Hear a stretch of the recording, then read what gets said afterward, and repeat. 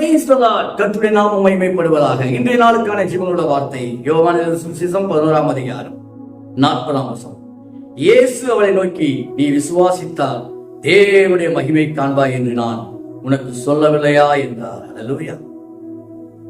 இந்த வேளையிலே தன்னுடைய வாழ்க்கையிலே மிகப்பெரிய போராட்டத்தின் வழியாக கடந்து போன மார்த்தாளுடைய வாழ்க்கையை பார்த்துதான் ஆண்டவர் சொல்லுகிறார், நான் உனக்கு சொல்லவில்லையா, விசுவாசித்தால் தேவனுடைய மகிமையை காண்பாய் என்று சொல்லி அவிசுவாசமாக சொல்லிக் கொண்டிருக்கிறான வேலையில சொல்றாரு, விசுவாசித்தால் நாம் இழந்து போனதை பெற்றுக் கொள்வோம், விசுவாசித்தால் கிடைக்காததை கிடைக்கும்படி கர்த்தர் செய்வார், விசுவாசித்து நாம் செய்யக்கூடிய காரியங்கள் மூலமாக அதை தேவன் கனப்படுத்துகிறார். இன்றைக்கு உங்களுடைய வாழ்க்கையிலே இப்பொழுது கடந்து போகிற பாதை கரடுமுரடாக அல்லது இருள் நிறைந்த ஒரு பாதையாக, கஷ்டங்களும் நஷ்டங்களும் நிறைந்த பாதையாக இருக்கலாம். ஆண்டவர் சொல்றாரு, நீங்க விசுவாசிங்க, இன்னைக்கு ஒரு அற்புதத்தை தேவன் செய்ய போகிறார், ஒரு அதிசயத்தை தேவன் செய்ய போகிறார்.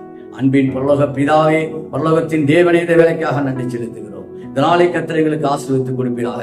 இதனால பிள்ளைகள் செய்கிற வேலைகளை கர்த்தர் ஆசீர்வதிப்பீராக. போக்குவரத்தை கர்த்தர் ஆசீர்வதிப்பீராக. அவர்கள் கைட்டு செய்கிறதான காரியங்கள் எல்லாம் ஒரு பிளஸிங்ஸ் உண்டாகட்டும் ஆண்டவரே. பிள்ளைகளுடைய படிப்பு காரியங்களை, பிள்ளைகளுடைய திருமண காரியங்களை, வருங்காலங்கள், ஆண்டவரே ஒரு எதிர்பார்த்திருக்கிற நன்மைகள் எல்லாம் நடக்கும்படி கர்த்தர் உதவி செய்யுங்க. விசுவாசத்தை கனப்படுத்தி நன்மையை செய்யுங்க. இயேசுவின் நாமத்தில் ஜெபிக்கிறோம் நல்ல பிதாவே. ஆமென், ஆமென், ஆமென்.